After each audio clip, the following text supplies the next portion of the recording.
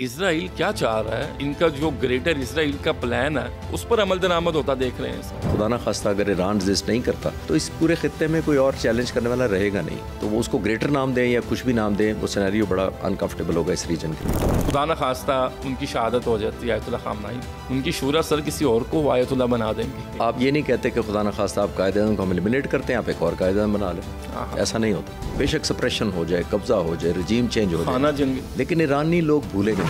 ایران مجھے لگتا ہے کہ ابھی سب سے لیتھل اپنے ڈرونز یا بیلسٹک میزائل فائر نہیں کر رہا. وہ چاہتا ہے کہ ان کا آئرن ڈوم سیچوریٹ ہو، ڈپلیٹ ہو. رجب طیب اردوان مسلم امہ کے لیڈر سر وہ بیان دے رہے ہیں اسرائیل کے خلاف اور تجارت بھی ہو رہی ہے. لیکن صرف ترکی کو کیوں پک کرتے ہیں؟ اور کون ہے سر؟ باقی ملک نہیں کر رہے. کون سر؟ میں نے 25% کہا اسرائیل سے اسلحہ لے رہے ہیں ہاں آپ. جی، اور کون لے رہا ہے؟ آپ کو لسٹ چاہیے تو میں کیمرے کے بعد دے دوں گا آپ.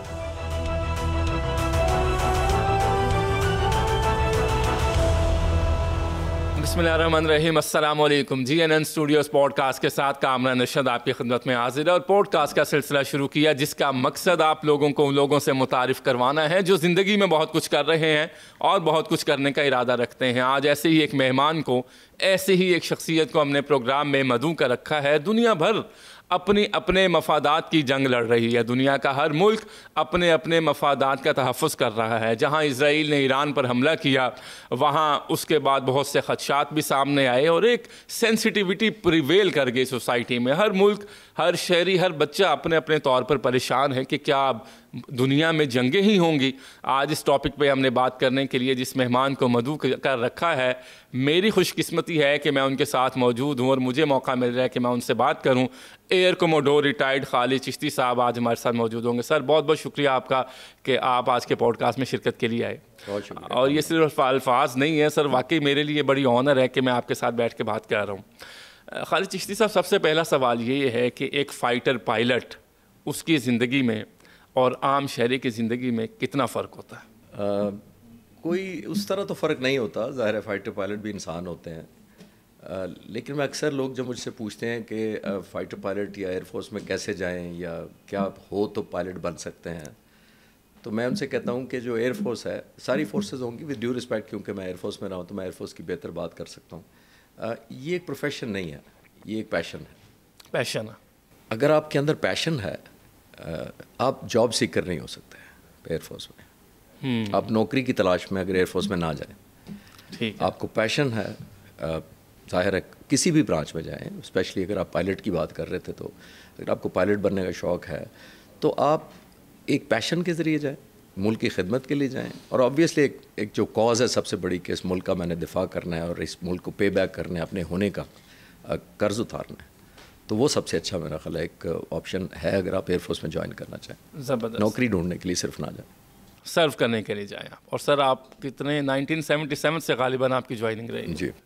تو سر کیسا سفر رہا یہ؟ بہت خوبصورت.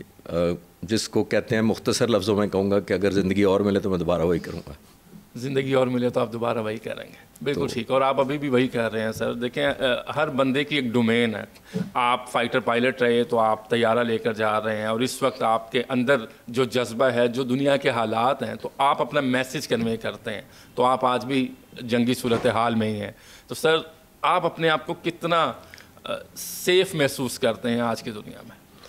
دیکھیں جو میرے لیے، جیسے میں نے عرض کیا پہلے کہ میں آج بھی پے بیک کر رہا ہوں. اس ملک نے مجھے بہت دیا. اس ملک نے فائٹر پائلٹ بنایا، 3000 گھنٹے میں نے اڑے. روزانہ میرے پہ ٹرسٹ کیا جاتا تھا کروڑوں روپے کا جہاز دے کر، آل مائی لائف. تو میں تو قسم کا قرض اتار رہا ہوں بنیادی طور پر. آج بھی کوشش کر رہا ہوں ری پے کرنے کا اس پاکستان ایئر فورس کا، اور ظاہر ہے جس نے اس ملک دیا اللہ تعالیٰ کے بعد قائد اعظم محمد علی جناح کا. میں وہ آپ کو ایک علیحدہ شاید کسی وقت بات کریں گے. جو لوگ مجھے زیادہ قریب سے جانتے ہیں، وہ میں 20 سال سے کام کر رہا ہوں قائد اعظم کی لیڈرشپ پر. پاکستان میں یا باہر لیکچر دیتا ہوں. ابھی بھی اگلے مہینے میں نے امریکہ اور کینیڈا وغیرہ جانا ہے لیکچرز کے لیے. تو میں وہ بھی ایک قائد اعظم کا جو قرض ہے، اسی سلسلے میں وہاں ہم نے ہیوسٹن میں ایک جناح لائبریری بنائی ہے. میں بھی فروری میں بھی لیکچر دے کر آیا تھا، ابھی دوبارہ جانا ہے. تو ایک وہ قرض ہے میرے پر قائد اعظم کا، اور ایئر فورس کا تو ہے ہی ہے. اچھا سر، وہ مجھے آپ وہ واقعہ بتائیے گا کہ ذوالفقار علی بھٹو شہید کے دور کے بعد ہم نے کوئی اسرائیلی طیارے گرائے تھے. اس بارے میں آپ کی کیا معلومات ہے دیکھنے والوں کے لیے؟ دیکھیے 1973 کی عرب اسرائیل وار ہے. جی. یہ جنگ ہو رہی تھی ظاہر ہے اسرائیل اور عرب ملکوں کے درمیان. جی. عرب ملکوں کی اس وقت جو ایئر فورس ہے وہ اتنی کمزور تھی، اتنی طاقتور نہیں تھی، اسرائیل کے مقابلے میں ظاہر کمزور تھیں. تو جو ملک لڑ رہے تھے وہ سیریا تھا، جارڈن تھا، عراق تھا، یہ ملک ایجپٹ تھا، یہ ملک لڑ رہے تھے اسرائیل کے خلاف. ان کے پاس پائلٹس بھی اتنے اچھے نہیں تھے، شاید ان کی ٹریننگ بھی اتنی اچھی نہیں تھی. تو اس وقت ہم زیادہ تر ٹریننگ بھی دیتے تھے. تو اس وقت حکومت پاکستان کو کچھ فائٹر پائلٹس نے تقریباً، شاید اگر میں غلط ہوں، 13 یا 16 نے والنٹیئر کیا تھا کہ ہم آفیسرز نے، ایئر ڈیفنس کنٹرولر بھی تھے، کہ ہم جا کر جنگ لڑنا چاہتے ہیں. تو اس وقت ان کو اجازت ملی تھی. اور ہمارے جو پائلٹس ہیں، ایک ایئر کموڈور ستار الوی ہیں، اللہ ان کو زندگی اور صحت دے، انہوں نے اسرائیل کا ایک جہاز کنفرم مارا تھا. سیف العظم ہیں جنہوں نے اسرائیل کے 2 جہاز مارے تھے اور 3 ملکوں کی طرف سے حصہ لیا تھا جنگ میں. تو وہ ایک یادگار ہے، اس لیے ہے کہ ایک بڑا پرائڈ تھا کہ دنیا میں اسرائیلی ایئر فورس کا جہاز کبھی کسی نے نہیں مار گرایا تھا. تو ایک واحد پاکستانی ہے. اور پاکستان کے پائلٹس ایسے نہیں ہیں، پاکستان کے پائلٹس نے کئی ملکوں کے جہاز گرائے ہیں. یعنی پاکستان کے پائلٹس نے سوویت یونین کے جہاز گرائے ہوئے ہیں، انڈیا کے جہاز گرائے ہوئے ہیں، اسرائیل کے جہاز گرائے ہوئے ہیں، ایران کے کچھ ڈرون گرائے ہوئے ہیں. اور اس طرح ایک لمبی ہسٹری ہے ہماری، الحمدللہ پراؤڈ ہسٹری ہے. اور سر یہ جو اس وقت کا سینیریو، کرنٹ سینیریو ہے، اسرائیل نے ایران پر حملہ کر دیا، غزہ کی صورتحال آپ کے سامنے ہے. سر یہ اسرائیل کیا چاہ رہا ہے؟ یہ ان کا جو گریٹر اسرائیل کا پلان ہے، آپ اس پر عمل درآمد ہوتا دیکھ رہے ہیں اس کا؟ دیکھیں، گریٹر اسرائیل تو بہت بعد کی بات ہے. آج تو بات ہمیں یہ کرنی چاہیے کہ ایک ملک ہے جو اپنی سوورینٹی کے لیے لڑ رہا ہے اور ظاہر ہے ڈکٹیشن نہیں لے رہا، جبکہ اس کی بڑی ہسٹری ہے. میرا نہیں خیال کہ اسٹریٹ اوے میں گریٹر اسرائیل کی، لیکن یہ میں ضرور کہہ سکتا ہوں کہ وہ گریٹر ہے یا نہیں ہے، وہ یہ کنفرم ہو جائے گا کہ خدا نہ خواستہ اگر ایران رزسٹ نہیں کرتا تو اس پورے خطے میں کوئی اور چیلنج کرنے والا رہے گا نہیں اسرائیل کو یا امریکہ کو.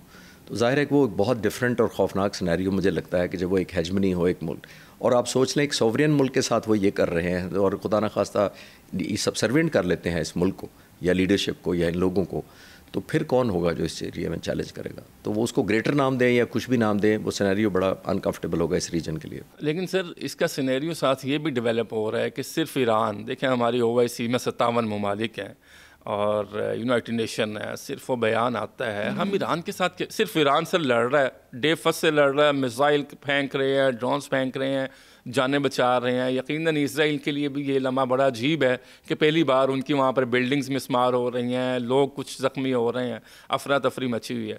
لیکن ایران کب تک ریزسٹ کرے گا؟ Because we are living in the digital era. Sir اس ڈیجیٹل ایرا کی جب بات آتی ہے تو اسرائیل کی ڈیجیٹلائزیشن، ان کے ڈرونز، ان کی ٹیکنالوجی، ان کے طیارے، وہ آپ کے سامنے ہیں. اب ایران سر ہر گزرتے دن کے ساتھ ان کی طاقت میں کمی آ رہی ہے، کیا ہوگا سر؟ دیکھیے کامران، جو جنگ لڑی جاتی ہے نا، جو جنگ لڑنے کی آپ کہتے ہیں کہ اینڈ کیا ہوگا، جنگ لڑی جاتی وار فائٹنگ، جو کلمینیشن ہوتی ہے، یعنی جو اینڈ ہوتا ہے جس کو آپ نام دینا چاہ رہے ہیں کہ ہوگا کیا، یہ کلمینیٹ کیسے ہوگی. وار کلمینیشن اسٹریٹجی ڈپینڈنٹ ہوتی ہے وار فائٹنگ انرجی سے، اسٹیمنا سے. ٹھیک، کتنا اسٹیمنا ہے آپ کا، جو مس کیلکولیٹ کیا شاید اسرائیل نے، کیونکہ وہ ایران سے ایکسپیکٹ نہیں کر رہا تھا، اور میں بھی نہیں کر رہا تھا as a student of military history یا اسٹریٹجی، میں بھی نہیں توقع کر رہا تھا کہ اتنا فائٹ بیک کریں گے. خاص طور پہ آپ نے نوٹ کیا 200 جہازوں کی پہلے دن اسٹرائک آئی، انفارچونیٹلی مسلمان ملکوں سے اوپر سے گزر کر آئی، اور پھر وہ 200 جہاز آتے ہیں اور بمباری کرتے ہیں، اور زمین پر 3 پرونگ دیکھیے لیڈرشپ کو ایلیمنیٹ کر دیا گیا. لیڈرشپ، ان کی اسپرچل لیڈرشپ کو ٹارگٹ کیا گیا، آرمی چیف کو سائنٹسٹ کو ٹارگٹ، 9 سائنسدان ان کے اچھے دماغ. جی، تو یہ سائنٹسٹ یہ نہیں ہوتا کہ 500 سائنسدان ہوتے ہیں، یہ چند ایک ہی ہوتے ہیں. میں آپ سے پوچھوں کہ پاکستان کے نیوکلیر پلانٹ کے، جب پاکستان کے بم بنانے میں کتنے سائنٹسٹ ہیں، تو آپ 9 شاید نہیں گن سکیں گے، 2 ہی گن سکیں. جی، میں یہ عرض کر رہا ہوں. تو پھر یہ بہت کم تعداد ہوتی ہے، یہ درجنوں میں نہیں ہوتی ہے ٹاپ لیڈر سے. تو ان کو ایلیمنیٹ کر دینا اور پھر کم بیک کرنا ایران کا. اور خطرناک جو صورتحال ہے جس کو میں حیران ہوا اور پریشان بھی ہوا کہ ان کے مساعد کے نیٹ ورک اس حد تک پینیٹریٹ کر چکی تھی اسرائیل کے اندر کہ انہوں نے وہیں سے ڈرون فائر کر کے ایئر ڈیفنس کو نشانہ بنایا، ایران کی سرزمین کے اندر سے. نہ صرف لیڈرشپ کو ایلیمنیٹ کیا، ڈرونز بھی چلائے اور 200 جہازوں کا حملہ بھی کر دیا. اور ان کا سارے ایجنٹس وہاں پر موجود ہیں اس وقت بھی، اور وہ اپنی ورکنگ کر رہے ہیں. اور اب تو سر وہ ایرانی سپریم لیڈر کے بارے میں کہہ رہے ہیں اللہ خامنائی کے، جی اب بس ان کا وقت کم ہے اور ٹارگٹ وہ ہیں. تو سر اس کی کانسیکوینسز، میرا ایک گھر ہے میرے گھر میں اگر امن ہے تو سر میری پوری گلی میں امن ہے. اور میری بحیثیت شہری میرا جس بھی مذہب سے تعلق ہے, بحیثیت شہری ایک فرد کی یہ ذمہ داری ہے کہ میں نے سب کا تحفظ کرنا ہے. یہ ہمیں سکھایا جاتا ہے, اور یہ ہر مذہب میں بھی یہ ہے کہ انسانیت ہی سب سے بڑا مذہب ہے. سر اسرائیل ایک ملک, غزہ کی صورتحال دیکھ لیں آپ, ایران کی دیکھ لیں, کانسیکوینسز سر اس سے تو پورا خطہ لپیٹ میں آ جائے گا. کیسے ہینڈل ہوگا سر یہ؟ کوئی سوچ, کوئی مشیر بھی تو ہوتے ہیں نا سر, آپ نے سرو کیا ہے, ہمارے یہاں سیاستدان ہیں, ان کے مشیران کی بھی ایک تعداد ہوتی ہے. سر سب یہی مشورہ دیتے ہیں کہ بس اٹیک کر دیں کسی بھی چیز کا جواز بنا کر. دیکھیے یہ تو بچپن سے ہم ایک کہاوت یا ایک جملہ پڑھا کرتے تھے, مائٹ از رائٹ. تو ہمیں اس وقت سمجھ شاید اس طرح نہیں آتی تھی کہ کیا ہوتا ہے طاقت. پھر تھوڑے سے بڑے ہوئے تو مجھے لگا کہ دنیا مہذب ہو گئی ہے. پھر 2008 کا غازہ کا پہلا انسیڈنٹ ہوا ہے جب بمباری کی گئی 2008 میں, تو پھر مجھے ریئلائز ہوا کہ شاید ہم اتنے مہذب نہیں ہوئے. جب وہ بمباری ختم ہوئی تو میں نے سمجھا کہ اب شاید دنیا مہذب ہو جائے گی, کیونکہ اتنی پڑھائی ہے, اتنے ڈیجیٹل ہے, ٹرانسفارمیشن ہے, اویئرنیس ہے.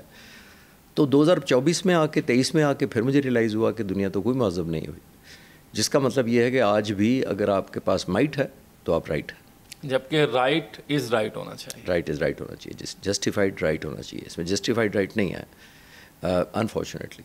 اور یہی آپ نے دیکھا, دنیا آپ کو امپوز کرتی ہے اپنا فیصلہ. ہندوستان نے کیا کیا تھا, شاید آپ اس پہ بعد میں آنا چاہیں اس بات پر. ہندوستان نے کیا چاہا تھا, اپنا فیصلہ امپوز کرنا, مائٹ از رائٹ کرنے کی کوشش کی تھی, نہیں کرنے دیا الحمدللہ, وہ ایک علیحدہ بات ہے. لیکن دنیا میں اب یہی چل رہا ہے, جس کا مطلب ہے آپ اپنی سوورینٹی کا دفاع کریں, اپنے آپ کو اتنا مضبوط کریں, دوسروں پر ڈپینڈنٹ نہ کریں. خالد صاحب ایک چیز ہوتی ہے عقل عامہ, وہ یہ ہوتا ہے کہ ایک چیز آپ کر رہے ہیں اگر وہ قانونی نہیں ہے, اس کے ساتھ کوئی قانون نہیں ہے, لیکن آپ اس کو یہ تصور کریں گے کہ جو میں یہ ایکٹ کرنے جا رہا ہوں عقل عامہ اس کو کیسے دیکھتی ہے. جیسے جوڈیشل سسٹم ہے یو ایس میں, تو وہاں پہ جو جج ہیں وہ فیصلہ نہیں کرتے, ایک جوری بیٹھتی ہے عام لوگوں کی.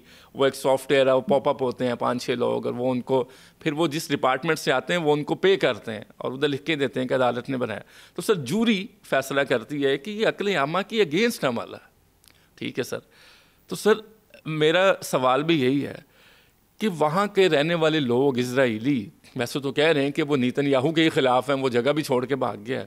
تو سر دنیا کے جو لوگ ہیں جو یہ کلیم کرتے ہیں کہ ہم ہیومن رائٹس کی تنظیمیں ہیں, سر یہ فیلڈ میں نظر نہیں آتی, صرف ہیومن رائٹس اسپیلنگ میں یاد ہے یا کسی ڈاکومنٹس میں آ جاتے ہیں کہ ہیومن رائٹ کا نمائندہ بیٹھا ہے. ایسے ہی چلے گا سر؟ سڑک پر بھی نظر آتا ہے. میں ایک دفعہ امریکہ گیا جی, اور ایک بورڈ لگا ہوتا وہاں پہ, جی, سڑک پہ جیسے روڈ سائن لگا ہوتا, اس کے اوپر لکھا ہوا تھا speed limit 25 kilometre, deaf child in the area.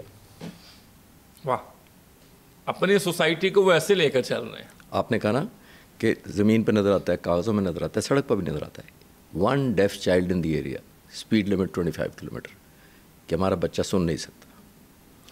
ایک طرف آپ بچوں کا, ایک ڈیف بچے کا یہ احساس کر رہے ہیں, لیکن دوسری طرف کیا ہو رہا ہے غزہ میں 2 سال سے. تو کنٹراسٹ ہے.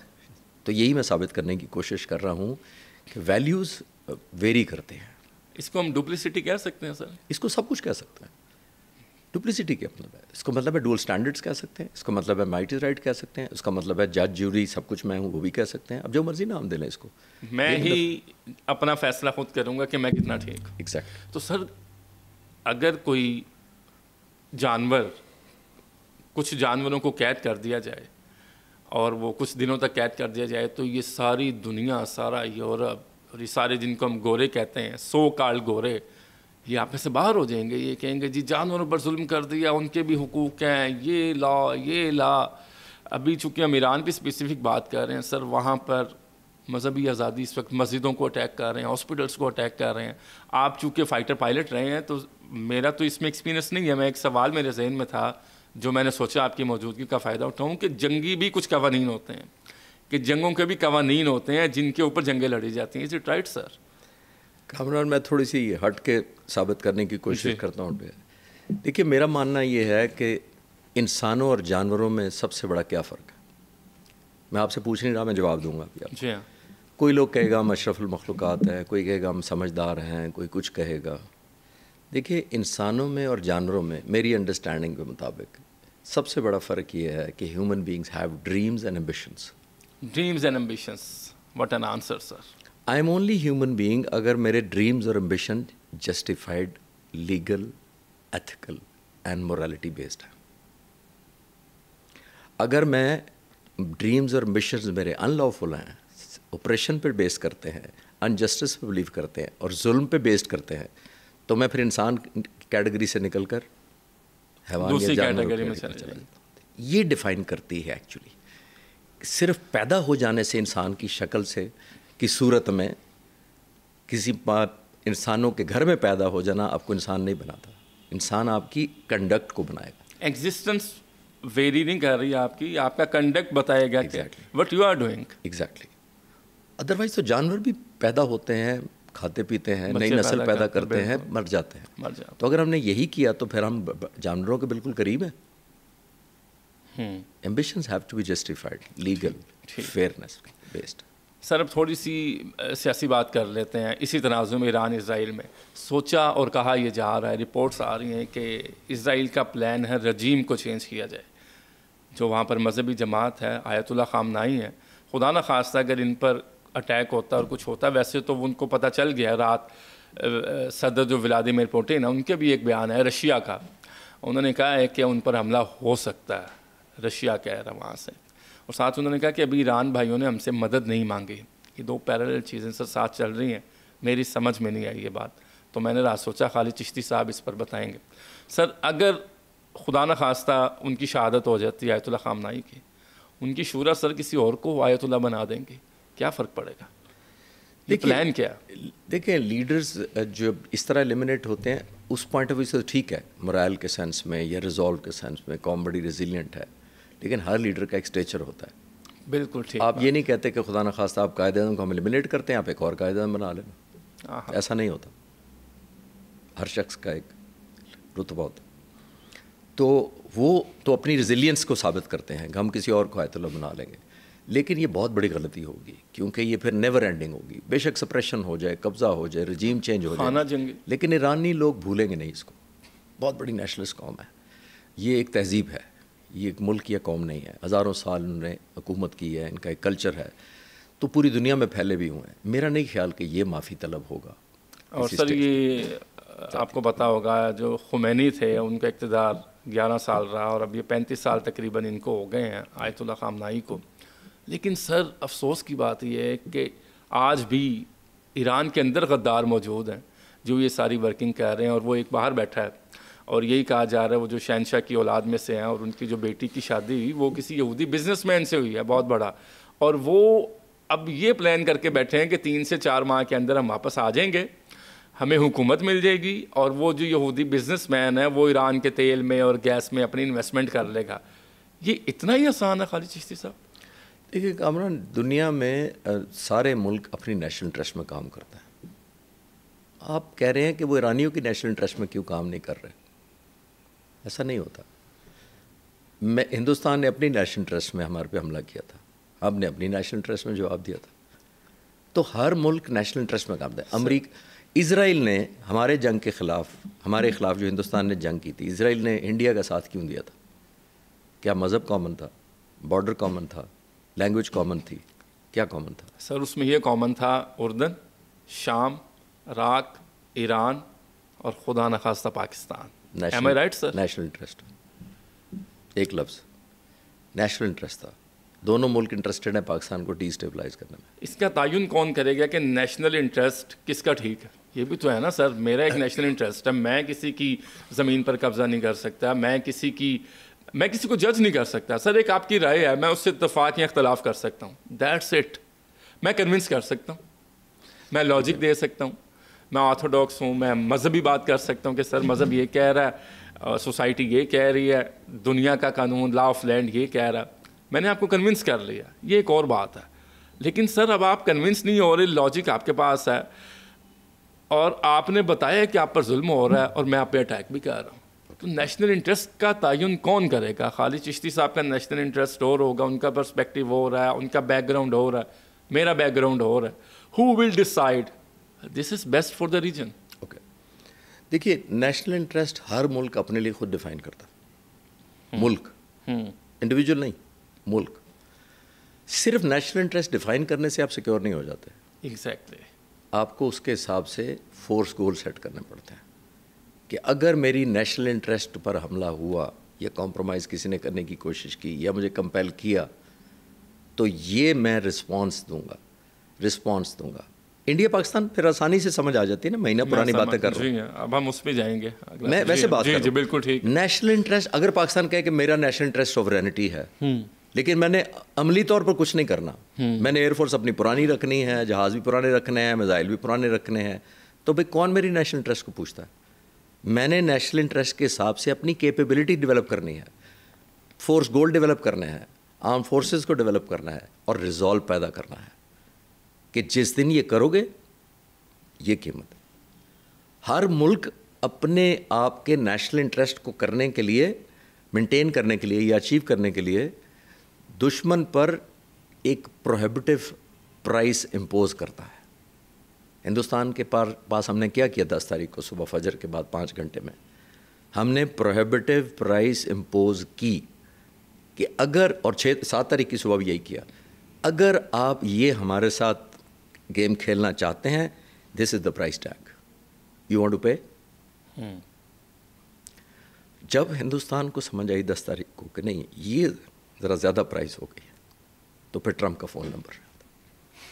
ये नेशनल इंटरेस्ट सिर्फ कहने से नहीं पूरी होती, उसको बैक एंड पे आपने सपोर्ट करना होता है, मटेरियलाइज करना. खालिद साहब, उर्दन से शुरू होकर हम पाकिस्तान तक पहुँच गए हैं. उर्दन, शाम, इराक, ईरान, खुदा न खास्ता पाकिस्तान, अल्लाह न करे ऐसा हो, लेकिन प्लान उनका ये है जो बातें सामने आ रही. अब हमारा नेशनल इंटरेस्ट एक्टिव हो गया, हम ईरान के साथ अस्करी ईरान की मदद कर सकते हैं, इस कंडीशन में हैं, और शुड वी डू दैट? देखिए कामरान, जो ये आज का नहीं है, ये जो आपने कहा जॉर्डन, सीरिया, फिर ईरान, फिर पाकिस्तान, आज का नहीं है. मैं आपसे भी छोटी उम्र का था, मैं 21 साल का था जब मैं फ़ाइटर पायलट अफसर बना, और तकरीबन उसी वक्त मेरी फ़ौरन बाद एक डिप्लॉयमेंट हुई थी नूर खान एयरबेस, जो अब नूर खान है, उस चकलाला एयरबेस था पिंडी का. हमें कहा गया पेशावर से फ़ाइटर जहाज़ लेके वहाँ पहुँच जाए, और क्या हमें टारगेट दिया गया था? To protect our nuclear plant जो पिंडी के पास है. 1981 टू प्रोटेक्ट और nuclear plant, Kota nuclear plant. उस वक्त एक ही होता था, कोटा बिल्कुल साथ ही है पिंडी के. और ये इसलिए भेजे गए थे जहाज़ के शायद कोई हमला हो तो वार्निंग नहीं होगी, जहाज़ों को पिंडी में ही होना चाहिए, वहीं से टेक ऑफ जल्दी कर सकेंगे, इंटरसेप्ट कर सकेंगे. ठीक, मैं ये आपको क्यों सुनाया? हमने जब पूछा कि दुश्मन कौन है, लाइकली स्ट्राइक कहाँ से आएगी, तो 2 मुल्कों से आ सकती. तो आप कागज़ पे लिख नहीं सकते वो 2 मुल्क कौन से हैं जहाँ से स्ट्राइक आएगी, बस. तो हमें उस वक्त से, और मैं बात कर रहा हूँ 45 साल पुरानी. Have we prepared so far? You have to have तो पहले न लगाएं, have को दूसरे, you have to, there is no choice. 45 साल में इजराइल ने क्यों नहीं हमला किया पाकिस्तान पर? क्योंकि उसको पता है कि there is a prohibitive price, जो मैंने थोड़ी देर पहले अर्ज किया. क्या मतलब है? खुदा ना खास्ता वो हमला करता है तो सिट बैक करेंगे हम कंडेम करेंगे नहीं, हम यूनाइटेड नेशन इजलास बुलाएंगे. We will fight, sir. This is the story. You have to prepare. But he is mentioned tomorrow or a day before that. Now we are looking for Pakistan. Mention से नहीं होता sir. Let's see the action. आप नहीं समझते कि उनको इशारा मिला है कि आप अनाउंस करें पाकिस्तान का? नो सर, 2012 में भी कहा गया था, उसने नेतन्याहू ने कहा था कि Iran is few days away from nuclear bomb. 12 साल गुजर गए. 81 में मुझे पता था कि अगर कोई अटैक आएगा तो इजराइल से भी आ सकता है, इंडिया से भी आ सकता है. तो मेरा आपसे अगर किसी बात पे कोई इख्तलाफ है तो सबसे पहले मुझे ज़हन साजी में डेंट डालना होगा, डिच करना होगा, ज़हन साजी करनी होगी, और फिर आपकी क्वालिटीज़ को हिट करना होगा. तो आप नहीं समझते कि वो वर्ल्ड को एतमाद में ले रहे हैं? Now it's for Pakistan, we are thinking for that. नहीं, मैं नहीं एग्री करता इससे. ठीक है, आप कह रहे हैं ये उसका सियासी. नो, मैं रूल आउट नहीं करता, शब्दबाजी. लेकिन मैं ये नहीं कह रहा कि बस वो आया चाह रहे हैं परसों, अगले महीने अगर खुदा ईरान हो गए तो आ जाएंगे. मैंने अर्ज़ किया 45 साल से मैं जानता हूँ कि कौन हिट करेगा हमें. 45 ईयर्स हम न्यूक्लियर भी बन गए, वो अल्लाह के करम है. सोवियत यूनियन आ गया, अमेरिका को हमें दरगुजर करना पड़ा कुछ अर्सा, उस दौरान हम न्यूक्लियर बन गए. मैं रूल आउट नहीं कर रहा कि होगा नहीं, लेकिन आप कह रहे हैं मोस्ट प्रोबेबल, और मैं कह रहा हूँ if it is probable then our hit back is also very probable. Right, sir. This is the point. चीन, रशिया ने कहा میڈیٹر کا کردار ادا کرتے ہیں, ثالث کا کردار ادا کرتے ہیں جنگ بندی کے لیے. جنگ بندی ہوتی نظر آ رہی ہے کچھ دنوں میں آپ کو؟ دو ہی آپشنز نظر آتی ہیں, اور دونوں ہی خطرناک ہیں. اسٹل دونوں بمباری کر رہے ہیں. دیکھیں دونوں بمباری کر رہے ہیں اور دونوں ایک دوسرے کے اوپر امپوز کر رہے ہیں پرائس. ایران کیا کر رہا ہے؟ دیکھیے میں آپ کو فوکس زیادہ باتیں کرتے ہیں. ایران 70 گنا بڑا ہے اسرائیل سے رقبے کے حساب سے. ایگزیکٹلی. اگر 70 گنا بڑا ملک ہے, آبادی میں 10 گنا بڑا ملک ہے, تو بہت سارے ایڈوانٹیج اسرائیل کو ہیں, بہت ایک دو ایڈوانٹیج ایران کو بھی ہیں. اسرائیل کو ایڈوانٹیج کیا ہے؟ انلمیٹڈ ملٹری ہارڈ ویئر, بہت زیادہ technology, all out US support, much better diplomatic support from world and west, سب کچھ ہے. جو نہیں ہے ان کے پاس یا کم ہے نسبتاً, کمپیریزن کر رہا ہوں, وہ ہے لوگوں کا وار فائٹنگ ایکسپیرینس. جذبہ نہیں سر, جذبہ نہیں. اچھا, انہوں نے جنگ دیکھی نہیں ہے. جب آپ کو یہی نہیں پتا کہ اس بنکر میں آپ کتنے مہینے رہ سکتے ہیں, باہر راشن بند ہو گیا, گریڈ اسٹیشن بند ہو گیا, بجلی بند ہو گئی ہے, پسینہ کیسا ہوتا ہے, باہر نکلے تو خطرہ ہوگا, سٹورز بند ہونا شروع ہو جائے, سپلائی شارٹیج ہو جائے, بچوں کو اٹھا کے آپ ہسپتال بھاگ رہے ہیں تو ہسپتال بند اگر بام ہو گیا آگے تو ان کو تو نہیں پتا. یہ تو غزہ کے لوگوں کو پوچھے, ان کو پتا ہے. تو دس از دا فرسٹ ٹائم کہ اسرائیلیوں کو اویئرنیس ہوئی ہے کہ جب آپ بامبنگ کر, وہ تو عادی تھے دوسرے ملکوں پر حملہ کرنے پہ, اپنی امپوز کرنے پہ, اپنا فیصلہ لینے پہ, سیز فائر کرنے پہ, اور ایسا نیگوسیشن پھر آدمی ایگریمنٹ پہ جو ظاہر ہے ان کے لیے فیوریبل ہوتا. تو میں یہ عرض کر رہا ہوں کہ 6-7 دنوں میں کیا کیا ایران نے, لوگوں کو ہٹ کیا. لوگوں سے مطلب پبلک نہیں کہہ رہا میں, ایران کے اتنی سی جگہ ہے وہ صرف, میں آپ کے ویورز کے لیے اور آسان کر دیتا ہوں کہ 70 گنا کتنا ہوتا ہے. پاکستان سے 40 گنا چھوٹا ہے اسرائیل. اگر آپ کہ نہیں ابھی بھی نہیں سمجھ آئی تو میں کہوں گا KPK کا چوتھا حصہ ہے. دیکھ لیں اتنا جغرافیہ صرف, اور وہ پوری دنیا کا پلان کر کے اپنی پلاننگ کر رہے ہیں. تو چوتھے حصے کو مارنا ایران کو کہیں زیادہ آسان ہے. سر یہ وہی ہے نا جسے ہمارا قرآن بھی کہتا ہے کہ یہودی سازشی ہیں, وہ سازشی کر رہے ہیں, اپنا کام کرتے جا رہے ہیں. سر غزہ, شام, لیبیا, لبنان, یمن, ایران تباہ ہو رہا ہے. کتنا بڑا مذاق ہے یہ. ڈونلڈ ٹرمپ کہتے ہیں کہ اسرائیلی شہریوں پر جو ظلم ہو رہا ہے مجھے اس پر دکھ ہے. G7 اعلامیہ آتا ہے G7 کا کہ جی ان کو اپنے دفاع کا حق حاصل ہے, غزہ کو حق حاصل نہیں ہے اور ایران کو حق حاصل نہیں ہے. سر یہ کتنا بڑا مذاق ہے G7 کے ممالک اور امریکہ. دیکھیں ایتھکس اور morality پر تو 10 اور پوڈ کاسٹ کر لے کوئی نتیجہ ہمارے پاس تو نہیں نکلے گا جب تک ساری دنیا رولز ایک جیسے نہ کرے. سر ہماری آواز بلند ہوگی تو نتیجہ نکلے گا. مسلم امہ نے کر لی کی ہے سر؟ میں آپ سے پوچھ رہا ہوں, کر لی؟ OIC نہیں کر لی. OIC سر, یا تو بس وہی ہے. تو میں یہ کہہ رہا ہوں نا, پوڈ کاسٹ کرنے سے تو نہیں ہونا نا, اور OIC سے بھی نہیں ہونا. اور جو ملک رستہ دے رہے ہیں, میں عرض کرتا ہوں آپ کو, کوئک 200 جہاز کون سے ملکوں سے گزر کر آئے تھے؟ کسی نے انٹرسیپٹ نہیں کیا, کسی کی فضائی دودھ کی خلاف ورزی نہیں ہوئی. جب واپس اسرائیل کی طرف میزائل جاتے ہیں ایران کے, تو وہ کہتے ہیں ہماری نو گو ایریا ہم نے ڈکلیئر کر دیا اپنی ایئر اسپیس کو. پھر وہ ملک جنہوں نے ان اسرائیلی جہازوں کو آنے دیا تھا وہ بھی فائٹ کر رہے ہیں اور شوٹ کر رہے ہیں ان کے میزائلز اور ڈرونز کو. امریکہ کے 1 یا 2 ایئرکرافٹ کیریئر کھڑے ہیں سمندر میں, وہ بھی ڈرون مار سکتے ہیں, وہ بھی ڈرونوں کو مار سکتے ہیں, وہ مار رہے ہیں. پھر اسرائیل کا اپنا ایئر ڈیفینس میکانزم ہے 4 لیئرز کا. ہاں جی 4 لیئرز کا, بالکل. ایرو 3, ایرو 2, ڈیوڈ سلنگ, یہ ہائی آلٹیٹیوڈ اسپیس کے خلاف بھی روکتا ہے. And then comes Iron Dome. بالکل. آئرن ڈوم کا میں آپ کو بتاتے چلوں کہ یہ 4 سے 70 کلومیٹر تک آنے والے ٹارگیٹ کو مارتا ہے. ان کا خیال یہ تھا کہ ڈوم ہے, اس کو بھی پینیٹریٹ کیا. اب وہ کہہ رہے ہیں کہ ہم نے 80% مارا. آپ نے کل پڑھا ہوگا CNBC کا ایک اسرائیلی سورس نے بتایا ہے, اب CNBC نے کیا, میں اس کو کوٹ کر رہا ہوں. وہ کہتا ہے پہلے دن ہم نے 90% انٹرسیپشن کی تھی, اور جو کل پچھلی رات گزری ہے 60% انٹرسیپشن کی ہے. دیٹ مینس کیا ہو رہا ہے یہ دیکھیے. میں پروہیبٹیو پرائز کر, ایران مجھے لگتا ہے کہ ابھی سب سے لیتھل اپنے ڈرونز یا بلسٹک میزائل فائر نہیں کر رہا. وہ کیوں نہیں کر رہا میں ایکسپلین کر دیتا ہوں. وہ چاہتا ہے کہ ان کا آئرن ڈوم سیچوریٹ ہو, ڈپلیٹ ہو میرے لیس امپیکٹفل میزائلوں کو. اسٹریٹجی تو ٹھیک ہے ایران کی. دوسرا, ایوری ڈے اسرائیل کو $280 ملین کا خرچہ پڑ رہا ہے صرف آئرن ڈوم یہ شوٹنگ کرنے کا. $280 ملین پر نائٹ. تو اگر ان کا ایگزاسٹ ہو جاتا ہے سارا ایسے ڈرونز کے, اور اس کے بعد زیادہ لیتھل آتے ہیں جیسے سجیل کل انہوں نے فائر کیا ہے, تو پھر شاید نقشہ ڈفرینٹ ہوگا. جیسے میں کہہ رہا ہوں دونوں اپنی اپنی ریزیلینس بھی دکھا رہے ہیں اور پرائس بھی امپوز کر رہے ہیں. What do you see the role of Pakistani government so far with Iran? What should we do? There is no choice. بہت اچھا کیا جو کیا ہے. پاکستان حکومت کا بنتا ہی یہی تھا. ہمیں ایران کو سپورٹ کرنا چاہیے تھا. نیبر ملک ہے, سوورن ملک ہے, اصول پہ کھڑا ہے, ہمیں اس کو کرنا چاہیے تھا. اور جیسے آپ نے ویسے کہا کہ جی اگر وہ چلا جاتا ہے تو پھر ہم فرنٹ لائن میں آ جائیں گے, اس کے بعد اسرائیل اور باقی ہیجمنی میں آ جائیں گے فرنٹ لائن. بٹ ہم نے اصولی فیصلہ کیا اور بالکل ٹھیک فیصلہ. اور آپ کہہ رہے ہیں we are already prepared, we do not have any fair.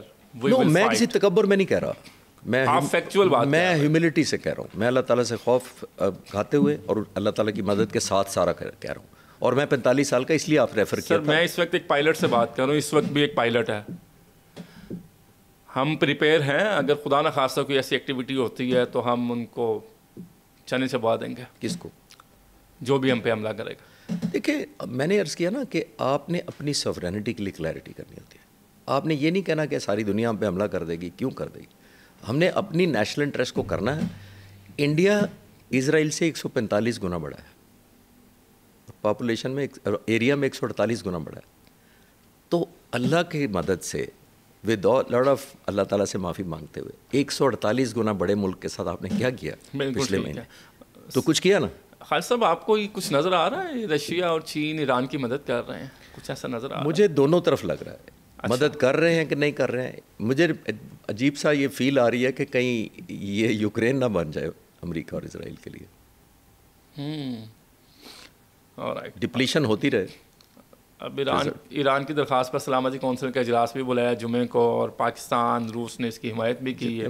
لیکن سر پتہ نہیں اقوام متحدہ ہو, IMF who, world bank who, WHO who, international atomic energy agencies ہوں, دے آر سائلنٹ. وہ وہی کہیں گے جو ڈونلڈ ٹرمپ کہیں گے وائٹ ہاؤس سے.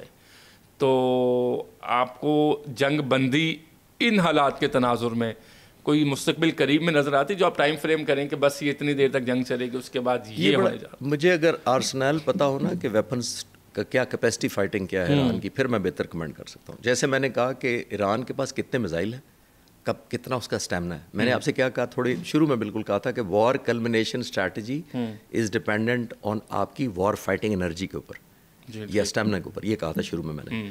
تو وار فائٹنگ اسٹیمنا ایران کا کتنا, اس پہ ڈپینڈ کرے گا. خدا نہ خواستہ اگر بہت کم ہے تو ظاہر ہے ایران چاہے گا کہ فوری طور پر چائنا یا روس سے آ کے جان چھڑا دیں. لیکن اگر وہ اس کے پاس کیپیسٹی ہے تو وہ ضرور اس اپرچونٹی کو اپنے فیور میں لینا چاہے گا کہ میں اتنا پروہیبٹیو پرائس امپوز کروں کہ اسرائیل آنے والے 10-20 سالوں میں اٹھے بھی نہ اور دوبارہ سوچے بھی نہ. اور اگر ایسا نہیں ہوتا, hope for the best and prepare for the best, تو ڈونلڈ ٹرمپ نے 2 ہفتے مانگے ہیں, تو آپ کو لگتا ہے کہ پھر امریکہ اس کے اسرائیل کے ساتھ جنگ کرے گا ایران کے ساتھ؟ ابھی یہ کہنا بڑا جلدی ہے کہ اس کی وجہ یہ کہ پریزیڈنٹ ٹرمپ نے جو سرکاری بیانات دیے ہیں کہ میں جنگیں ختم کراؤں گا, پھر اس کے نگیٹ. ہاں جی سر, وہ 2 ختم کروانی تھی, 3 تو شروع کروا دی ہیں. پھر وہ کہتے ہیں کہ جی ہمیں گوٹے-مالا جو ہمارا بیس ہے اس کو ہم نے جناب ایکٹیویٹ کر دیا. وہ بیس 1800 کلومیٹر ساؤتھ آف انڈیا ہے, چھوٹا سا ایک جزیرہ ہے, B-52 بامبرز ہیں وہاں پہ. اور وہ ایئر بیس آپ شاید حیران ہوں گے, اس بیس کی بھی بڑی عجیب ہسٹری ہے جس کا یہ لوگ نام لے رہے ہیں. وہ بیس پہلے نیٹو رہتے تھے, یعنی مقامی لوگ رہتے تھے. انگلینڈ نے ان کو نکالا, ادھر ادھر شفٹ کیا تو خود قبضہ کر لیا UK نے. امریکہ نے اس سے تحفہ مانگ لیا UK سے, اور اب امریکہ کا وہاں بیس ہے, وہاں سے یہ اڑ کے B-52 بامبرز آتے ہیں, جس کا کہا جا رہا ہے کہ جی اگر ہوا تو نیوکلیر پلانٹ سے حملہ ہوگا تو ایران پر وہ کرے گا. تو وہ ایک علیحدہ ہسٹری ہے. اور وہ بائی دا وے B-52 تقریباً 60 سال سے اڑ رہا ہے, اور انہیں 25 سال اور بھی اڑانا ہے. اتنا پورٹنٹ جہاز ہے, اس کو ماڈیفائی کر. اچھا سر, یہ سپریم لیڈر کا تو یہی بیان آیا ڈونلڈ ٹرمپ کے بیان پر, انہوں نے خطاب کیا ٹیلی ویژن سے اور بڑے جذبے سے کہ اگر میں مر بھی جاؤں تو آپ یہ یاد رکھنا کہ میں لڑ کے مرا ہوں. اور سر دوسری بات انہوں نے یہ کہی ہے کہ ایران کسی بھی قیمت پر سرنڈر نہیں کرے گا. ایک سر سوال میں اور کرنا چاہ رہا ہوں, پھر ہم آگے پاکستان انڈیا پہ چلیں گے. ترکیہ, رجب طیب اردوان, مسلم امہ کے لیڈر, کہا جاتا ہے کوئی اختلاف کر رہے ہیں اتفاق کر رہے ہیں, سر وہ بیان دے رہے ہیں اسرائیل کے خلاف اور تجارت بھی ہو رہی ہے. اپنے آپ کو سر ایک مورل ویلیو بھی تو ہوتی ہے نا, میں آپ کے ساتھ بھی ہوں اور میں آپ کے خلاف بھی ہوں, تجارت بھی آپ سے ہو رہی ہے. دیکھیں صرف ترکیہ کو کیوں پک کرتے ہیں, اور کون ہے سر؟ باقی ملک نہیں کر رہے. کون سر؟ چلے میں بتا دیتا ہوں. جی شور سر. اسرائیل نے پچھلے 15 سالوں میں اپنی military hard where, military machine, military equipment 3 गुना बढ़ाया है cell export to the world. ठीक है, 3 गुना बढ़ाया। जी जी ठीक। पिछले साल 2024 में उन्होंने $15 बिलियन का असला बेचा दुनिया भर में, इजराइल में। ठीक, उसमें से 40% ग्राहक हिंदुस्तान, जो कि समझ आ गई हमें मई में। 40% ग्राहक इंडिया, 25% कितनों ने ख़रीदा? मुसलमान मुल्कों ने। ये मैंने साबित करने की कोशिश की आपको। अब इसलिए मैंने आपको कहा कि तैयब अर्दगान को किस ने पकड़ता है? वो कहते हैं मुस्लिम उम्मा के लीडर। मैंने 25% कहा इजराइल से असला ले रहे हैं आप। हाँ जी, और कौन ले रहा है? आपको लिस्ट चाहिए तो मैं कैमरे के बाद दे दूंगा आपको। और यहाँ नहीं रुकते, मैं आपको सिर्फ एक अपना माइंड सेट है। 2015 में इजराइल और अमेरिका और सब ने प्रेशर डाला ईरान पर कि हमारे से न्यूक्लियर डील करो। 2015 में डील हो जाती है और कहा क्या जाता है कि आप अपना रोल बैक करेंगे जितनी रिचमेंट आपने कर ली। ईरान को कहा जाता है, ईरान ने उस वक्त 20% कर ली हुई थी रिचमेंट उस वक्त। उसको कहा गया 3.6% पर लेकर जाओ, फिर हम तुम पर सेक्शन उठा लेंगे, थोड़ी थोड़ी यूँ भी करेंगे, थोड़ा थोड़ा यूँ भी करेंगे। वो 3.6 पर ले गया। इंटरनेशनल एटॉमिक एनर्जी कमीशन ने 2015 से लेकर, ये उनका अंडरटेकिंग क्या थी कि 24/7 हम आपका विजिट कर सकते हैं। इंटरनेशनल एटॉमिक कमीशन विजिट कर सकता है। कैसी शर्त ने? उन 3 सालों में 10 रिपोर्टें हैं इंटरनेशनल एटॉमिक ऑर्गेनाइजेशन की ईरान के विजिट के बारे में। 10 रिपोर्ट्स कामरान साहब, 10 के 10 में उन्होंने कहा कि ईरान अब न्यूक्लियर वेपन प्रोग्राम में नहीं है और एनरिचमेंट में भी नहीं है। 10 रिपोर्ट्स 2018 में। और इस 2015 के गारंटियर कौन है? जर्मनी, यूके, फ्रांस, कनाडा, बड़े बड़े मुल्क। और एग्रीमेंट कर दिया उसने, 10 विजिट भी करा दिए। 2018 में ट्रंप आते हैं और यूनिलैटरल कहते हैं कि ये कैंसिल, ये एग्रीमेंट गलत हो गया। क्यों? क्योंकि वो समझते थे ये तो मज़ा नहीं आया तो ईरान को। अब आप सोचिए, मैं आपको उस तैयब अर्दगान वाली बात को कंटिन्यू किए हुए हूँ अभी तक। सारे मुल्क जो गारंटियर थे उन्होंने कंडेम किया कि ये कैसे आप यूनिलैटरल आप कैंसिल कर सकते हैं मुआहिदा जो आपने ईरान से किया है। आपने 20% से 3.6 भी करा दिया उसको, 10 इंस्पेक्शन भी करा दी कि वो ठीक बचा है। तो अब क्यों आप कर रहे हैं इस तरह? उन मुल्कों ने बुरा भला कहा इस कैंसलेशन को, 3 मुल्कों ने कहा बहुत अच्छा हुआ। उनके नाम भी चाहिए आपको? यूएई, बहरीन, सऊदी अरब। फिर इसलिए मैं कह रहा हूँ अर्दगान पे ना करें सर। मुझे ये नहीं बस अब मैं आपको सिर्फ एक बिगर पिक्चर दे रहा हूँ। नहीं, मुझे ये भी समझ आ गई कि डोनाल्ड ट्रंप ने ही 2018 में प्रेसिडेंट आना था। मैं उस पर तो नहीं कह रहा, मैं तो और बातें कर रहा हूँ। मैं कह रहा हूँ कि 3 मुल्क कह रहे हैं अच्छा किया। बिल्कुल ठीक है सर। ये नरेंद्र मोदी, नीतनयाहू फ़ोन करते हैं और उनको ब्रीफ करते हैं कि क्या हो रहा है। नरेंद्र मोदी को भी नीतनयाहू ही कहा जाता है, जो उन्होंने रोल अदा किए हैं अपने टेन्योर में। पाकिस्तान को जिस तरह से कोई भी इल्ज़ाम लगा कर अब उसने अपना शौक़ भी पूरा किया और मुंह की खाना पड़ी। हम लोग चैन से सो रहे थे, आप लोगों ने जंग की और इंडिया को मुंह की खाना पड़ी। इंडिया के क्या प्लान था सर? इंडिया, लोग ये कह रहे हैं कि वहाँ पे इलेक्शन था तो वहाँ पे एंटी पाकिस्तान वोट पड़ता है, तो उसने फिर ये हरकत कर दी। यहाँ भी कुछ लोग बातें कर रहे थे। सर ये क्या हुआ उस दिन? देखिए, मैं इनडायरेक्टली मैं ये बातें कर चुका हूँ। मैं अब इंडिया पाकिस्तान से कनेक्ट कर देता हूँ। जी हाँ। देखिए, हिंदुस्तान ने ये सोचा मेरी नज़र में, और मैं उन जंग के दिनों में भी जब चैनल्स पर जाता था तो ये इस करता था। देखिए, हिंदुस्तान ने ये सोचा था कि प्रेसिडेंट ट्रम्प आए हैं, चाइना से उनका इकोनॉमिक ट्रेड वॉर चल रही है। जी हाँ। जब वो सैंक्शंस और टैरिफ और ये सारा चल गया, वो चल गया था, तो ये बड़ा आइडियल टाइम है हिंदुस्तान के लिए अमेरिका के लिए रेलेवेंट होना चीन के मुकाबले। ठीक है, ठीक, अपने आप को साबित करना कि मैं इस एरिया में वाहिद गुड बॉय हूँ जो आपके काम आ सकता है। लेकिन वो गुड बॉय उस वक्त तक नहीं आ सकता था जब तक पाकिस्तान को सबसर्विएंट या इररेलेवेंट ना करे।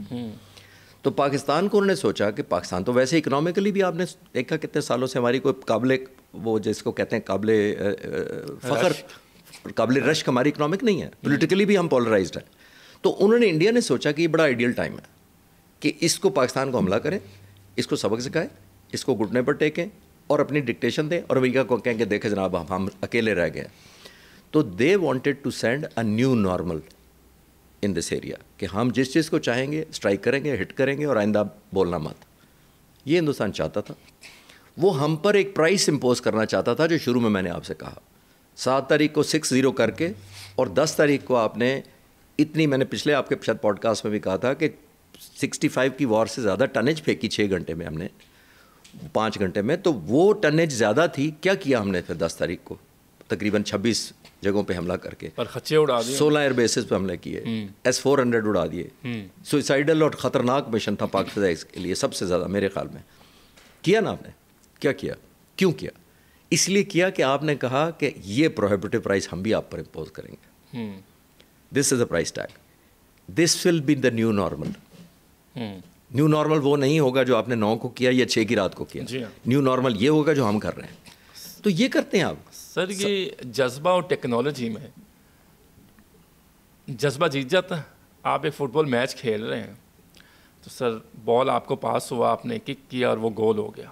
لیکن اگر آپ فٹ بال میچ کھیل رہے ہیں اور آپ کو کک لگتی ہے, آپ نیچے گرتے ہیں, تو اس کے بعد ریفری سیٹی بجاتا ہے, کارڈ دکھاتا ہے اور کہتا ہے کہ خالد چشتی صاحب کو پینلٹی کک ملے گی.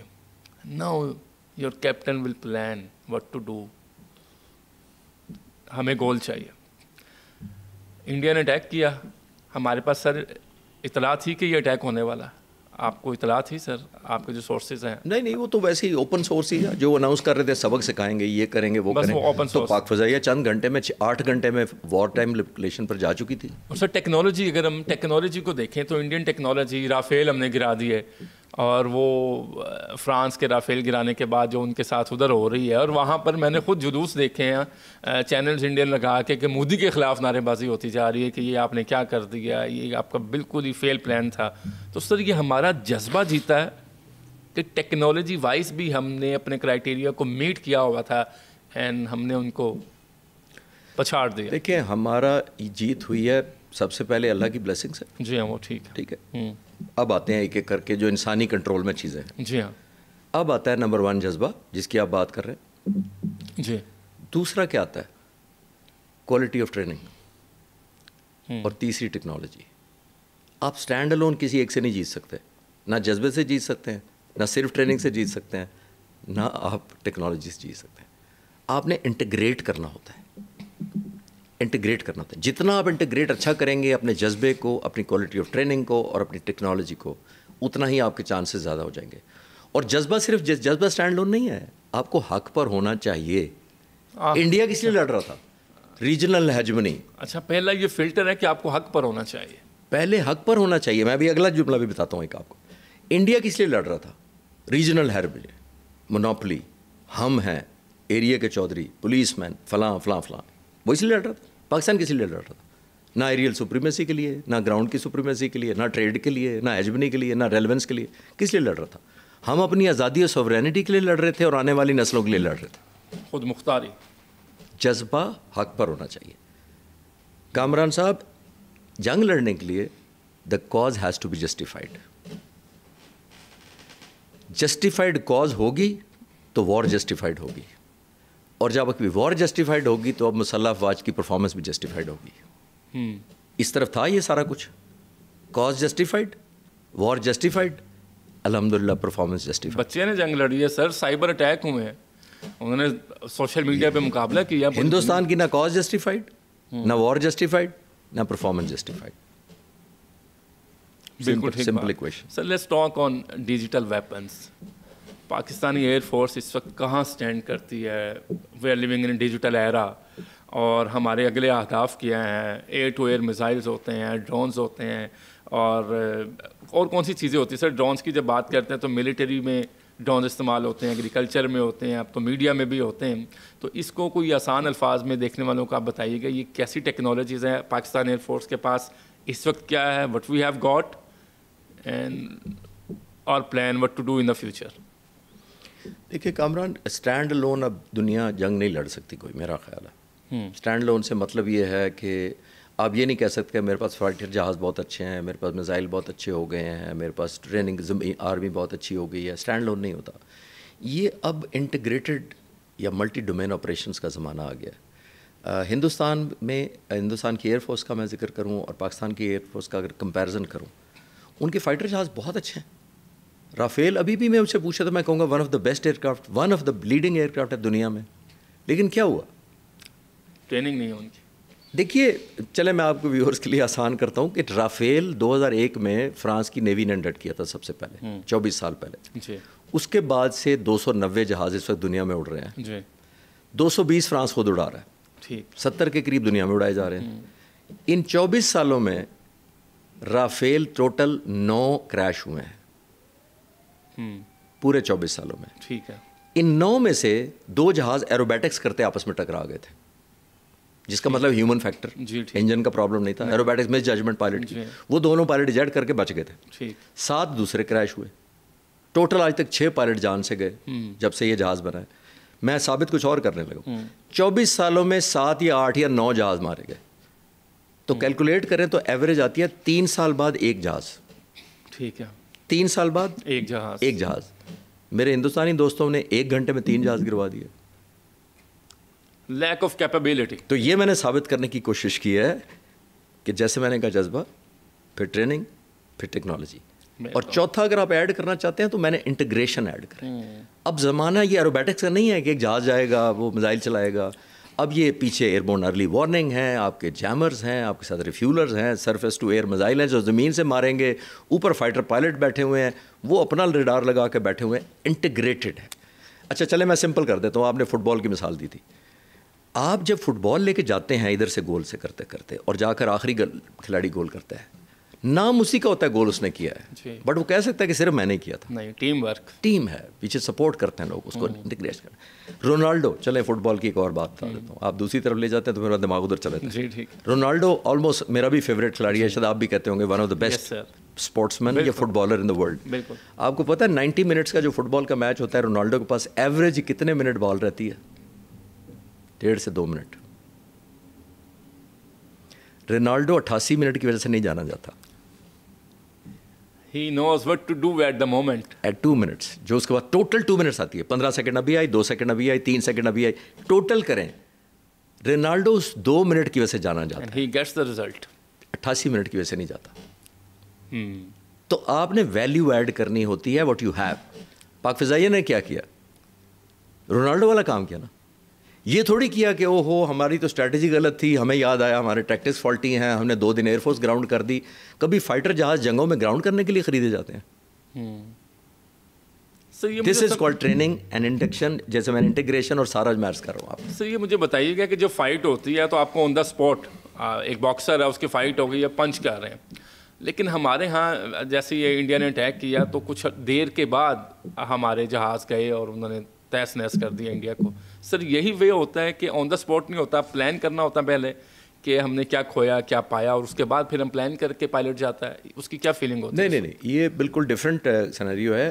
فائٹر پائلٹس عام طور پہ جب مشن پہ جاتے ہیں یا ہم بھی جاتے ہیں تو مجھے زمین پہ بتایا جاتا ہے کہ یہ ڈیفینسو کاؤنٹر ایئر آپریشن ہے, ہم اس کو DCA یا OCA کہتے ہیں. یہ نہیں سمپل کرنے کے لیے یہ ڈیفینسو مشن ہے یا اوفینسو مشن ہے. ڈیفینسو میں مشن ہے دشمن کو روکنا ہوتا ہے. ظاہر آپ نے ڈیفینس, جیسے فٹ بال میں ہے کچھ گول روک رہے ہوتے ہیں, کچھ گول کر رہے ہوتے ہیں, ٹائم کل کرنا ڈیفینسو. تو ڈیفینسو جو مشن ہوتا ہے وہ ڈیفینسو ہوتا ہے, جو اوفینسو ہوتا ہے اس کو کہا جاتا ہے اس میں فینڈ کر کے جا کے پینیٹریٹ کر کے مارنا. It was offensive operation. No sir, it was a unique combination which I never read or taught. Why? Because آپ کا ڈیفینسو مشن ہے جس کے لیے آپ ٹیک آف کرتے ہیں, کیونکہ دشمن کے 85 جہاز آ رہے ہیں جی, تو ہم نے ڈیفینڈ کرنا نا پہلے. بالکل ٹھیک. تو ہمیں ان پائلٹس کو کہا گیا ہوگا کہ جا کے ڈیفینڈ کریں, 85 جہاز پاکستان کی طرف آ رہے ہیں. انہوں نے چوائس کیا کہ ہم نے تو پاکستان کے بارڈر کے اندر جانا نہیں, ہم نے تو اسٹینڈ آف ویپنز مارنے ہیں. پاکستان کی پالیسی یہ تھی کامران کہ چاہے آپ کا جہاز وائلیٹ کرے ہماری ایئر اسپیس یا آپ کا ویپن وائلیٹ کرے, offence is the same, offence وہی کاؤنٹ کریں گے ہم. جب انہوں نے میزائل مارا تو پاک فضائیہ کے پائلٹوں نے ڈیفینسو مشن کو اوفینسو میں کنورٹ کیا ہوا میں ہی, اور یہ on the spot decision, on the spot decision کیا. واہ. حکم دیا گیا کہ اب شوٹ دم, ادروائز تو ڈیفینس کرنا تھا نا صرف.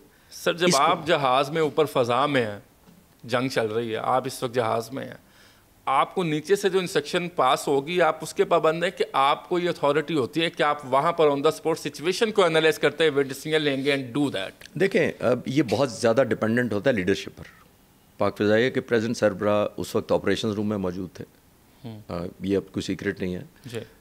He was in touch with the pilots, اور انہوں نے یہ حکم دے دیا تھا پائلٹس کو کہ جس وقت آپ کو یہ لگے کہ یو کین شوٹ, بس یہ نہیں کہ مجھ سے پوچھنا پہلے, مجھے فون کر پہلے یا ریڈیو پہ کال کرنا مجھے یا کچھ بھی کرنا.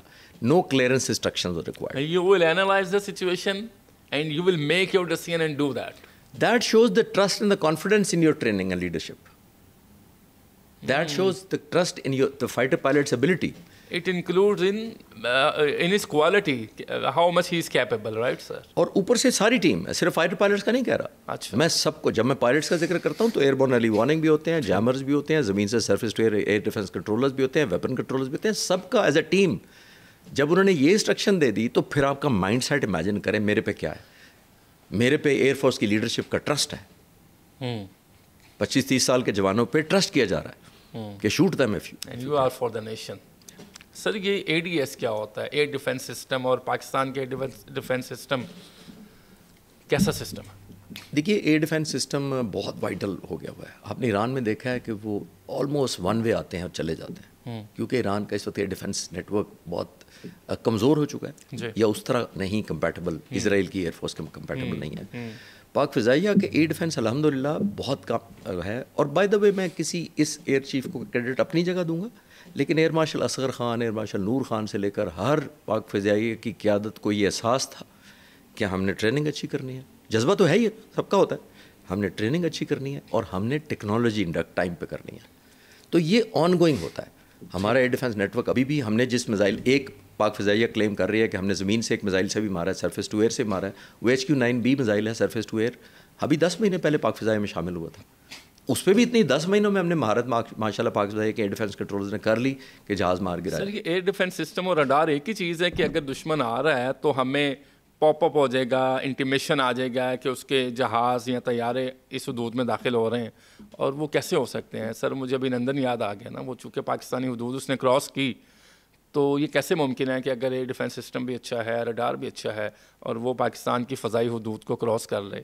کہ ایک عام آدمی کے سمجھنے یہ کمپلیٹ نیٹ ورک ہوتا ہے, اس کے اندر آپ علیحدہ علیحدہ نہیں ہم کر سکتے. ریڈار جو ہوتا ہے گنجائش بھی ہوتی ہے سر, آبویسلی ہو سکتی ہے, پاسبلٹی ہوتی ہے اگر آپ کی ٹریننگ اچھی نہیں ہے, مس ججمنٹ ہے, ہیومن ایرر ہے وہ. لیکن یہ ایک کمپلیٹ سیٹ ہوتا ہے جس کے اندر ریڈارز بھی ہوتے ہیں, جس کے اندر سینسرز بھی ہوتے ہیں اور سینسرز بھی ہوتے ہیں, جس کے اندر آٹومیشن کمپیوٹر بھی لگے ہوتے ہیں جو انالیسس کرتے ہیں distance, incoming, speed, the best response, and پھر آپ کے پاس ویپنز ہوتے ہیں جو آپ فائر کرتے ہیں. تو سر وہ گیجٹس ہمیں بتا رہے ہیں, پھر بھی کوئی فضائی حدود کراس کر جائے, کیسے ممکن ہے؟ یہ میں اچھا ہے آپ کے چینل کے توسط سے ایک میں کلیئرٹی کرتا چلوں, اور پاکستانی عوام کے شاید اگر کسی I don't know, this is the relevant question I asked. This is very relevant. Yes sir. Because لوگ سمجھتے ہیں کہ پاکستان کے ارد گرد کوئی کنکریٹ کی دیوار ہے 200 فٹ اونچی ہے یا 10,000 فٹ اونچی ہے, تو جو دشمن کا جہاز آئے گا وہ ٹکرا جائے گا, جو میزائل آئے گا وہ ٹکرا جائے گا. تو پاکستان کے اندر تو کوئی چیز داخل نہیں ہو سکتی. اسرائیل سے زیادہ سپورٹ تھی کسی کو یا ہے؟ کیا ہو رہا ہے؟ اور یہ میں اپنے جنگ کے دنوں میں بھی یہی کہتا تھا کہ دیکھیں دنیا کا کوئی ایئر ڈیفینس سسٹم امپریگنیبل نہیں ہے. اس وقت مجھے نہیں پتا تھا کہ 2 ہفتے بعد 4 ہفتے بعد اسرائیل کی شروع ہو جائے گی. میں سب کہتا تھا کہ جو خربوں کا بھی لے لے, will I certify? I will not certify. کیوں؟ جس دن یہ مائک نکلا ہوگا نا, اگلوں نے اس سے اچھا نکالا ہوگا. جس دن یہ موبائل نکلا تھا نا, اس سے اگلے دن انہوں نے کہا آپ نے یہ رکھا ہوا ابھی تک. یہ ٹیکنالوجی کی ریس ہے, اپڈیٹ کرنا ہوتا ہے. آپ نے میزائل نکالا, دوسری پارٹی نے توڑ نکال دیا. آپ نے توڑ نکالا, اس نے میزائل یہ نکال دیا. آپ نے یہ میزائل نکالا تو اس کا توڑ نکل آیا. تو یہ آن گوئنگ ہے. یہ نہیں ہوتا کہ آپ نے یہ بنا لیا, آج آپ نے موبائل لے لیا 50 سال کے لیے ویلڈ ہے. نہیں, یہ نہیں ہوگا, ایسا نہیں ہوتا. تو جب موبائل میں یہ ویلڈ نہیں ہے تو ایئر ڈیفینس, میزائل, فائٹر جہازوں میں, ٹیکنالوجی میں کیسے valid? If I am not mistaken تو مجھے یہ معلومات ہے کہ جو طیارہ بناتے ہیں اس کی بھی ایک لمٹ ہوتی ہے, اس کے بعد اس طیارے کی لمٹ ختم ہو جاتی ہے, پھر آپ کو اس طیارے کو ڈیجیٹلائز کرنا ہوتا ہے. Right sir? GF-17 ہم نے بلایا جی, 1985 میں ہم نے کنسیو کیا آئیڈیا. اوکے, 1995 میں, 1995 میں کنسیو کیا. ہم نے پہلے GF-17 بنایا تھنڈر, دیٹ واز بلاک 1. پھر ہم نے سوچا الیکٹرانکس آ گئی, ریڈار ہمیں چاہیے, میزائل اچھا چاہیے, ایویونکس چاہیے, پھر ہم نے بلاک 2 بنایا. ابھی ہم نے جو جنگ میں زیادہ تر حصہ لیا, بلاک 3 نے بھی حصہ لیا. بلاک 3 کا کیا مطلب ہے؟ 1 میں ہم نے سوچا یہ آنا چاہیے, 2 میں ہم نے سوچا یہ ایڈ ہونا چاہیے. یہ آن گوئنگ ہے, 4 پہ بھی کام ہو رہا ہے. ٹھیک ہے. تو یہ نیور اینڈنگ ہے. یہ سر یہ ڈرونس کی تھوڑی سی بات بتا دیں کہ یہ ڈرونس کیا ہوتے ہیں. 100 سے زیادہ ممالک اس کو استعمال کر رہے ہیں. بہترین drones USA, China, Russia, Israel, Turkey, India, UK, France, India اور پاکستان, ایران کے پاس میں ڈرونس ہیں. تو سر یہ ڈرون وار چل رہی ہے, پاکستان اچھی جگہ پہ اسٹینڈ کرتا ہے ڈرون ٹیکنالوجی سے؟ دیکھیے ڈرون وار یہ ہوتی ہے کہ جب آپ پائلٹس کو، اور اس کو ان مینڈ ایریل وہیکل بھی کہتے ہیں، یو اے ویز بھی کہتے ہیں جی، یو اے ویز عام طور پہ سب ڈرون کہتے ہیں، لیکن اس میں کچھ ڈرونز ہوں گے جس سینس میں آپ کہہ رہے ہیں، اور کچھ ان مینڈ ہے، وہ آلموسٹ لائک اے جہاز ہوتا ہے، ویپنز بھی کیری کرتا ہے اور کمیونیکیشن سے نیچے شیپ بھی پائلٹ، اس کے ونگز بھی ہوتے ہیں، اسی طریقے سے انجن بھی لگا ہوتا ہے، صرف اس کا یہ ہوتا ہے پائلٹ نہیں ہوتا، وہ زمین سے کنٹرول کر رہا ہوتا ہے، اور پائلٹ ہی کنٹرول کر رہا ہوتا ہے ڈرون اٹیک. تو یہ ڈرون بہت ٹیکنالوجی اب کامن بھی ہو گئی ہے اور ضروری بھی ہو گئی ہے، کیونکہ دیکھیے ہر جگہ پائلٹس نہیں جا سکتے، ہر جگہ پائلٹ کا آپ رسک بھی نہیں لے سکتے. دوسری ایک اور امپورٹنٹ چیز ہے، فائٹر جہاز کی ہوا میں اڑنے کی ایک لمٹ ہوتی ہے، جس کا مطلب وہ 1 یا 2 گھنٹے یا 3 گھنٹے اڑ سکتا ہے، پھر پائلٹ کی فٹیگ ہے، پھر جہاز کی ریفیولنگ ہے، پھر اور بڑی چیزوں کی وجہ سے اس کو لینڈ کرنا پڑتا ہے. ٹھیک ہو گیا. جب ڈرون ہوتا ہے وہ 25 30 40 گھنٹے اڑتا رہتا ہے اور وہ ویپن بھی کیری کر رہا ہے، جس کا مطلب یہ ہے کہ اگر آپ کو ضرورت پڑے کہ نیچے کوئی ایسی ایکٹیویٹی ہے تو اس پہ آپ حملہ بھی کر سکتے ہیں. پاکستان ٹیررزم کے خلاف پاک فضائیہ بہت افیکٹولی استعمال کر رہی ہے آلریڈی، تو یہ ڈرون بہت ریلیونٹ ہو چکے ہیں. پاک فضائیہ نے بہت جلدی فورسیں کیا ہے، پچھلے 4-5 سالوں میں جتنی ہم نے ڈیولپمنٹ یا فوکس ڈرونز پہ کیا ہے، ون آف دا بیسٹ میرا خیال ہے ہمارا فوکس جو رہا ہے وہ ڈرونز پہ رہا ہے. 25 سے 30 گھنٹے آپ نے کہا، اور اسرائیل کا ڈرون 1000 گھنٹے غالباً چلتا ہے. کل میں دیکھ رہا تھا. میں 1000 گھنٹے کا میں نے نہیں پڑھا. ٹھیک ہے، ابھی تک میرے نالج میں. بالکل ٹھیک ہے. اور سر یہ آپ کو پتہ ہے کہ army chief Syed Asim Munir, field marshal, صدر ڈونلڈ ٹرمپ نے ان کو زورانے پر بلایا، 1-on-1 ملاقات رہی. پہلے جو آرمی چیف ملتے رہے ہیں وہ صدر پاکستان بھی رہے ہیں، یہ فیلڈ مارشل صرف پہلے ہیں. اور زورانے پہ گئے اور ملاقات ISPR نے اسٹیٹمنٹ دی کہ 1 گھنٹہ جاری رہنی تھی، وہ 2 گھنٹے سے بھی زیادہ ہو گئی. کیسا سائن ہے سر یہ؟ دیکھیے ایک تو اس سینس میں ایز اے پاکستانی تو یہ آنر کی بات ہے کہ امریکن پریزیڈنٹ نے ہمارے آرمی چیف کو بلایا اور دعوت دی ہے، ٹائم بھی ایکسٹینڈ کیا ہے. میں اس کو ایک اور اپرچونیٹی کے سینس میں دیکھتا ہوں. اپرچونیٹی؟ جی، اپرچونیٹی میں اس طرح دیکھتا ہوں کہ آئی ایم شیور 2 گھنٹے ان کی بھی باتیں سنی ہوں گی، ان کو بھی باتیں سنائی ہوں گی، کچھ آپس میں دونوں طرف سے سنائی گئی ہوں گی.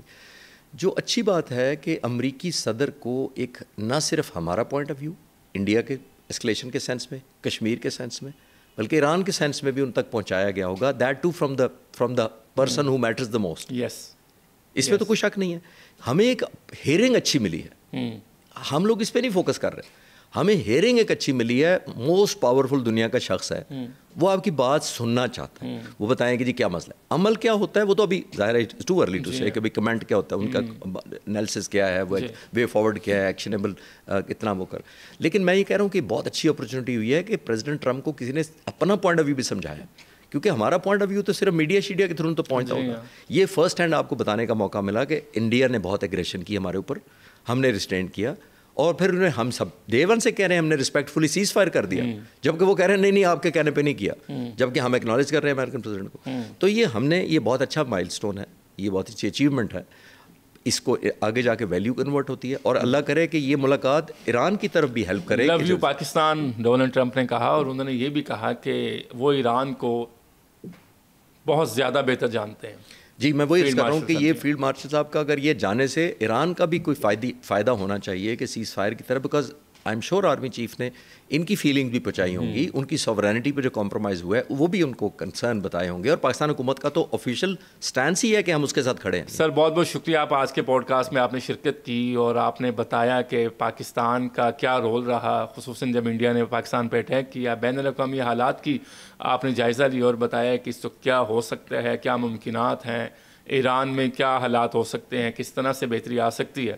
سر کوئی آخری پیغام جو آپ دینا چاہیں قوم کو، نوجوانوں کو جو آپ کو دیکھ رہے ہیں، سن رہے ہیں؟ نہیں، میں تو بہت چھوٹا آدمی ہوں پیغام دینے کے لیے، لیکن اگر آپ کے توسط کے تھرو اگر چینل پر پہنچ سکے تو ریزالو اور یونٹی. دنیا آپ کو آپ کی ول اور ڈٹرمنیشن پر جینے دیتی ہے، آپ کی چوائس نہیں ہوتی کہ آپ ریلیونٹ کتنے ہوں.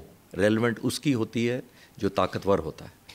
تو ہم نے طاقتور بننا ہے، کیونکہ آپ نے دیکھا winners right the history, losers don't write the history. تو ہم ابھی جنگ میں فاتح ہوئے الحمدللہ. دنیا میں پیچھے، ہمیں عزت کیوں مل رہی ہے؟ پاکستانی لوگوں کی اور مسلح افواج کی ریزالو کی وجہ سے اور ہماری ڈٹرمنیشن کی وجہ سے کہ ہم سوورن ملک ہیں اور رہنا چاہیں گے انشاءاللہ تعالیٰ، اور رہیں گے. یہ ریزالو سے دنیا آپ کی عزت کرتی ہے. پرائڈ اپنے آپ میں لیں، اپنے آپ میں پازیٹیو فیل کریں آبویسلی, اور have faith in this country, جس کے ساتھ ہم شاید آئیڈیل نہ ہو آج یہ وہ کنٹری جہاں ہونی چاہیے تھی 75-80 سالوں میں قائد اعظم کے بعد.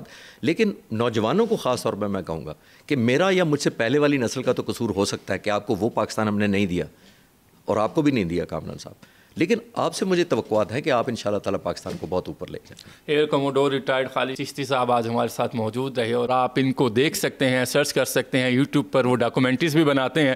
پاکستان کو بہتر کرنا ہے اور اس میں یوز کا ایک اہم کردار ہوگا, تو آپ لوگوں کو بھی سمجھنا چاہیے کہ پاکستان ہمارا گھر ہے اور پاکستان کی بہتری کے لیے ہر شخص کو اپنی ذمہ داری کو ادا کرنا ہے. اس کے ساتھ ہی آج کے پوڈ کاسٹ کا وقت اپنے اختتام کو پہنچتا ہے. اپنے میزبان کامران ارشد کو دیجیے اجازت. اللہ نگہبان.